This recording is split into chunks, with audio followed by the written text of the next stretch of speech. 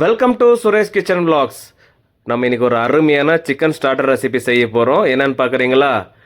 Chicken Malay tikka ரொம்ப அருமையாக இருக்கும் சாப்பிட்றதுக்கு.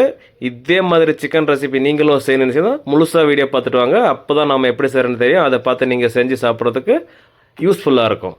வாங்க இப்போ வீடியோக்குள்ளே போகலாம். நம்ம இன்றைக்கி சிக்கன் மலாய் டிக்கா செய்கிறதுக்காக 4 கிலோ போன்லெஸ் சிக்கன் எடுத்திருக்கோம். இப்போ இதை சுத்தமாக வாஷ் பண்ணதுக்கப்புறம் நல்லா ஸ்ட்ரெயின் பண்ணிவிட்டு தண்ணியெல்லாம் இல்லாமல் எடுத்து ஒரு பவுலில் போட்டுக்கலாம் இந்த மாதிரி. இப்போ இதில் இஞ்சி பூண்டு பேஸ்ட்டு ஒரு 150 கிராம் அளவுக்கு எடுத்திருக்கோம். நம்ம செஞ்சுட்டு இருக்கிறது ஃபஸ்ட் மேரினேஷனுங்க. இது பண்ணிவிட்டு ஒரு 2 to 3 ஹவர்ஸ் அப்படியே விடணும். அதுக்கப்புறமா அடுத்த மேரினேஷன் பண்ணணும். நம்ம இப்போ அடுத்ததாக உப்பு போட்டிருக்கோம். ஒரு 2 டேபிள் ஸ்பூன் அளவுக்கு தேவையான அளவு பார்த்து சேர்த்துக்கோங்க. லெமன் ஜூஸ் ஒரு 4 லெமனை பிழிஞ்சு வச்சுருக்கோம், அதை சேர்த்துக்கிட்டோம். இப்போ இதை நல்லா மிக்ஸ் பண்ணிவிட்டு அப்படியே எடுத்து வச்சிடலாங்க ஃப்ரிட்ஜில். இது ஒரு 4 மணி நேரம் இருக்கட்டும். அதுக்கப்புறம் எடுத்து செகண்ட் மேரினேஷன் பண்ண போகிறோம்.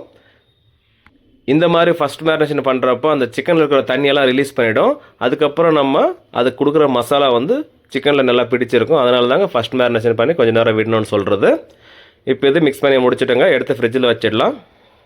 மினிமம் 2 ஹவர்ஸ் ஆச்சு இருக்கணுங்க. அதுக்கப்புறமா தான் அடுத்த மேரினேஷன் ஸ்டார்ட் பண்ண போகிறோம். இப்போது இதை எடுத்து வச்சாச்சு. அடுத்த மசாலா எப்படி பண்ணுறதுன்னு பார்க்கலாம் வாங்க. காஜு எடுத்திருக்கோம், அதாவது முந்திரி. இதை நம்ம ஒரு 100 கிராம் அளவுக்கு எடுத்து ஊற வச்சுருந்தோம் சுடுதண்ணியில் போட்டு. ஒரு 1 மணி நேரமாக ஊறிருக்கு. இதை எடுத்து ஒரு பவுலில் போட்டுக்கலாம் இந்த மாதிரி. அடுத்ததாக சீஸ் போட்டுக்கலாம். இதுக்காக எடுத்துருக்கிறது 50 கிராம் அளவுக்கு எடுத்திருக்கோம். இது கூடவே கொத்தமல்லி சேர்த்துக்கலாம். ஒரு 50 கிராம் அளவுக்கு கட் பண்ணி க்ளீன் பண்ணி எடுத்து வச்சுருக்கோம், அது இதில் சேர்த்துக்கலாங்க. அடுத்ததாக காரத்துக்காக பச்சை மிளகா சேர்த்துக்கலாம். இதில் மிளகாய்த்தூள் சேர்க்கக்கூடாது, அதனால் 50 கிராம் பச்சை மிளகா சேர்த்துருக்கோம். உரிச்சி பூண்டு ஒரு 50 கிராம் சேர்த்துருக்கோம்.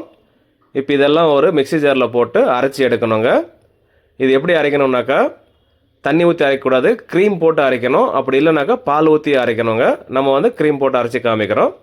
அப்போ தான் நல்லாயிருக்கும், அதோட ஃப்ளேவரும் அதோட ஸ்ட்ரக்சரும் நல்லா வரும். ஸோ அதனால் இந்த மாதிரி க்ரீம் போட்டு அரைக்க போகிறோம். நம்ம ஒரு 100 கிராம் அளவுக்கு எடுத்திருக்கோம்.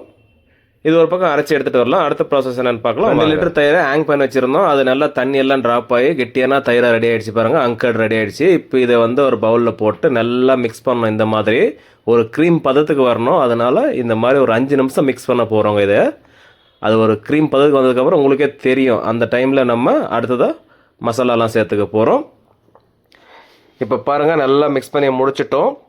பார்த்தாலே தெரியும் உங்களுக்கு. இந்த சமயத்தில் இஞ்சி பூண்டு பேஸ்ட்டு சேர்த்துக்கலாம் ஒரு 50 கிராம் அளவுக்கு. இதையும் சேர்த்து நல்லா மிக்ஸ் பண்ணுறோம். அடுத்ததாக நம்ம அரைச்சிருக்கிற மசாலா அதை இதில் சேர்க்க போகிறோம். பாருங்கள் எவ்வளோ க்ரீனாக இருக்குது.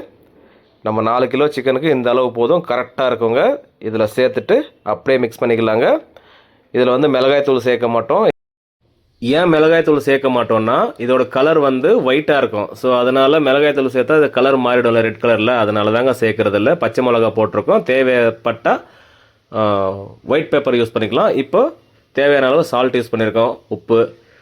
அதாவது நம்ம சிக்கன்லேயும் போட்டு மிக்ஸ் பண்ணியிருக்கோம். இந்த மசாலாவுக்கு எந்த அளவுக்கு தேவை அந்த அளவுக்கு பார்த்து சேர்த்துக்கலாங்க. ஒயிட் பேப்பர் ஒரு 1.5 டேபிள் ஸ்பூன் அளவுக்கு சேர்த்துக்கலாம். 50 கிராம் பச்சை மிளகா போட்டிருக்கோம். இது 1.5 டேபிள் ஸ்பூன் போட்டிருக்கோம். இதுவே கரெக்டாக இருக்கும். அடுத்ததாக பட்டரை மெல்ட் பண்ணி வச்சுருக்கோம் 100 கிராம் எடுத்து. அந்த 100 கிராம் பட்டரை இதில் முழுசாக சேர்த்துக்கலாங்க. சேர்த்துட்டு நல்லா மிக்ஸ் பண்ணலாம். லம்ஸ் எதுவும் இருக்கக்கூடாது, அந்த மாதிரி மிக்ஸ் பண்ணணுங்க இதை. அடுத்ததாக கார்ன்ஃப்ளவர் சேர்த்துக்கலாம். இது பைண்டிங் ஏஜென்ட்டு, அதனால் ஒரு 100 கிராம் அளவுக்கு சேர்த்துருக்கோம். இதை சேர்த்துட்டு முழுசாக மிக்ஸ் பண்ணிக்கலாங்க. இந்த கார்ன்ஃப்ளவர் சேர்க்குறப்ப கண்டிப்பாக லம்ஸ் வரும், அது வராமல் க்ளீனாக நல்லா மிக்ஸ் பண்ணி விட்டுருங்க. இப்போ நல்லா மிக்ஸ் பண்ணி முடிச்சிட்டோம். பார்த்தாலே தெரியும் உங்களுக்கு எந்த அளவுக்கு மிக்ஸ் பண்ணியிருக்கோம், எந்த லம்ஸும் இல்லை பாருங்கள். அது க்ரீம் பதத்துக்கு வந்துருச்சு. இந்த சமயத்தில் நம்ம முன்னாடியே சிக்கனை ஃபஸ்ட் மேரினேஷன் பண்ணி வச்சுருந்தாலும் அதை எடுத்து இதில் சேர்த்துக்கலாங்க. டைரெக்டாக எடுத்து சேர்த்துறாதீங்க. அந்த சிக்கனில் தண்ணி விட்டுருக்கும். ஏன்னா நம்ம இஞ்சி பூண்டு பேஸ்ட்டு, அப்புறம் லெமன் ஜூஸு, உப்பெல்லாம் போட்டிருக்கோம் இல்லையா. ஸோ அந்த சிக்கனில் இருக்கிற தண்ணியெல்லாம் முழுசாக வெளியே வந்துட்டுருக்கோம். நம்ம அப்படியே எடுத்து கொட்டிட்டோம்னா என்ன ஆகும், இந்த மசாலாவில் தண்ணி அதிகமாகிடும். அப்புறமா என்ன ஆகும், சிக்கனில் மசாலா பிடிக்காமல் போயிடும். ஸோ அதனால் நீங்கள் இந்த சிக்கனை முடிஞ்ச அளவுக்கு பிழிஞ்சி போட பாருங்கள். இல்லைனா ஒரு ஸ்ட்ரெயினரில் போட்டு விட்டுருங்க. முழுசாக தண்ணியெல்லாம் ட்ரை ஆனதுக்கப்புறம் எடுத்து இதில் போட்டுக்கோங்க. இந்த மாதிரி சேர்த்துட்டு மிக்ஸ் பண்ணி பார்த்தீங்களன்னா அந்த சிக்கனில் அருமையாக இந்த மசாலா பிடிக்குங்க. இது இப்படியே ஒரு 3 to 4 மணி நேரம் ஃப்ரிட்ஜில் வச்சுருங்க. அதுக்கப்புறம் எடுத்துகிட்டு நம்ம தந்தூரி ஸ்டிக் இருக்கு இல்லையா, அதில் எடுத்து கோக்க போகிறோம். இப்போ ஃப்ரிட்ஜிலேருந்து எடுத்து வச்சாச்சு வெளியில். 4 மணி நேரம் கழித்து தந்தூரி ஸ்டிக் எடுத்திருக்கோம். அதெல்லாம் இந்த சிக்கனெல்லாம் கோத்துக்க போகிறோம். இந்த சிக்கனை ஒன் சைடை கோத்திங்களன்னா அந்த சிக்கன் வந்து என்ன ஆகும்னா நம்ம தந்தூரி இதில் வச்சு சுடுறப்போ உல்ட்டா திரும்பும். அதனால் 2 பக்கம் கோக்கணும். அந்த நம்ம சிக்கனை ஃபோல்ட் பண்ணி கோக்குறோம் பாருங்கள். இந்த மாதிரி கோக்குறப்போ தான் உங்களுக்கு சிக்கன் வந்து திரும்பாமல் இருக்கும். இதெல்லாம் சின்ன சின்ன டிப்ஸு. இது உங்களுக்கே தெரிஞ்சிருக்கும். பட்டு தெரியாதவங்களுக்கு இது எடுத்துக்கோங்க இந்த ஐடியாவெல்லாம். இந்த மாதிரி எல்லா சிக்கனும் எடுத்து ஒரு 2லேருந்து 3 ஸ்டிக்கில் கோத்து எடுத்துக்கலாங்க. நம்ம வந்து இன்றைக்கி டிஃப்ரெண்ட்டான மெத்தடில் இந்த சிக்கனை குக் பண்ணி காமிக்க போகிறோம். ஏன்னா இது வந்து தந்தூரி ட்ரம்மில் போட்டு நம்ம செய்ய போகிறதில்ல, வேறு மெத்தடில் செய்ய போகிறோம். அதுக்கான ஒரு ப்ராசஸ்ஸு. ஒரு ட்ரை எடுத்துக்கலாம். அந்த ட்ரையில் ஒரு கொஞ்சமாக பட்டரை மெல்ட் பண்ணி வச்சுருக்கோம். அது இதில் சேர்த்துக்கலாங்க. சேர்த்துட்டு இது எல்லா பக்கம் ஸ்ப்ரெட் ஆகிற மாதிரி ஸ்ப்ரெட் பண்ணி விட்டுடலாம். இதை வந்து நம்ம தந்தூரி ட்ரம்மில் போட்டு குக் பண்ண போகிறதில்ல, வேறு மாதிரி மெத்தடில் வீட்டிலே ஈஸியாக செய்கிற மாதிரி சொல்லி கொடுக்குறோம். அது எப்படின்னா இப்படி தான் பாருங்கள். ஃப்ளேம் ஆன் பண்ணிவிட்டு அப்படியே அந்த ஸ்மோக்கி ஃப்ளேவர் வர்ற வரைக்கும் அந்த சிக்கனை இதில் சுட போகிறோம்.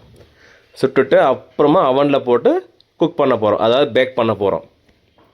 பாருங்கள், அது எந்த அளவுக்கு சுடணுன்னாக்கா ரொம்ப சுட்டிங்கன்னா தீஞ்சு போயிடும். ஸோ அதோட ஸ்மோக்கினஸ் வந்தாவே போதும். அந்த அளவுக்கு வர்றப்போ நம்ம எடுத்துடலாம். அது எந்த மாதிரி இருக்குன்னு நான் காமிக்கிறேன் உங்களுக்கு. முழுசாக வீடியோ பார்த்துட்டு வாங்க, அப்போ தான் உங்களுக்கு புரியும். அப்படி இல்லை உங்கள்கிட்ட தந்தூரி செட்டப் இருக்குது அப்படின்னா கண்டிப்பாக இதை அப்படியே தந்தூரி செட்டப்பில் வச்சு குக் பண்ணி எடுத்துக்கோங்க. ரொம்ப அருமையாக இருக்கும். இப்போ இந்த சிக்கன் ஆல்மோஸ்ட்டு அந்த ஸ்மோக்கினஸ் வந்துருச்சு. இப்போ எடுத்து காமிக்கிறேன் பாருங்கள். இந்த அளவுக்கு வந்தாவே போதும். அந்த கலர் பாருங்கள், லைட்டாக பிளாக் வந்திருக்கு பாருங்களா. இந்த அளவுக்கு வந்தாவே போதும். இது ரெடி ஆகிடுச்சிங்க. இப்போ இதை ஒரு ட்ரையில் மாற்றிக்க போகிறோம். அது நம்ம முன்னாடியே பட்டர் பூச்சி வச்சு இந்த ட்ரையில் எடுத்து இந்த சிக்கன் எல்லாம் போட்டுக்க போகிறோம். இதே மாதிரி எல்லா சிக்கனும் இந்த கம்பியில் கோத்துட்டு ஃப்ளேமில் காமிக்க போகிறோம். அந்த ஸ்மோக்கி ஃப்ளேவர் வந்ததுக்கப்புறம் எடுத்து இந்த ட்ரைலே சேம் இதே மாதிரி பண்ணிக்க போகிறோங்க. அதுக்கப்புறம் நம்ம இதை வந்து அவனில் போட்டு குக் பண்ண போகிறோம், அதாவது பேக் பண்ண போகிறோம். ஸோ அதுக்காக நம்ம அவனை வந்து ப்ரீட் பண்ணி வச்சுருக்கிறோம். மேலே 150, கீழே 150, அப் அண்ட் டவுன் 150 வச்சுருக்கோம். இப்போ அவனும் ப்ரீட் ஆகி வந்துருச்சுங்க. இப்போ சிக்கனும் ரெடியாக இருக்குது. இப்போ அவன் திறந்துட்டு அதில் எடுத்து இந்த சிக்கனை வச்சுட்டு போகிறோங்க. இது வச்சதுக்கப்புறம் ஒரு 10 மினிட்ஸுங்க, கண்டிப்பாக 10 மினிட்ஸ் இருக்கணும். அதுக்கப்புறம் அந்த சிக்கன் எடுத்து பார்த்தீங்களன்னா ஒரு அருமையான மலாய் சிக்கன் டிக்கா ரெடி ஆகிடுச்சிங்க. இப்போ 10 நிமிஷம் அவனை தான் ஓப்பன் பண்ணுறோம். அதோட அருமையே செம்மையாக இருக்குங்க. அட அருமையாக இருக்குது. அதோட அருமையான சிக்கன் ரெசிபின்னு சொல்லுவோம். நான் இதை கண்டிப்பாக ஒரு டைவான ட்ரை பண்ணி பாருங்கள் வீட்டில். ஓகே மக்களே, நம்ம செஞ்ச இந்த மலாய் சிக்கன் டிக்கா ரெசிபி உங்களுக்கு பிடிச்சிருந்தா கீழே லைக் பண்ணிட்டு அப்படியே இந்த video friends and family member கூட ஷேர் பண்ணிட்டு சப்போர்ட் பண்ணிட்டு வாங்க. நீங்களும் சப்ஸ்கிரைப் பண்ணால் பார்த்தா சப்ஸ்கிரைப் பண்ணிட்டு பக்கத்துல பெல் ஐக்கான கிளிக் பண்ணிட்டு ஆல் என்ற பட்டனை கிளிக் பண்ணுங்க. அப்போ தான் அடுத்தடுத்து போகிற நோட்டிஃபிகேஷன் வரும் உங்களுக்கு. Thank you so much. பாய்.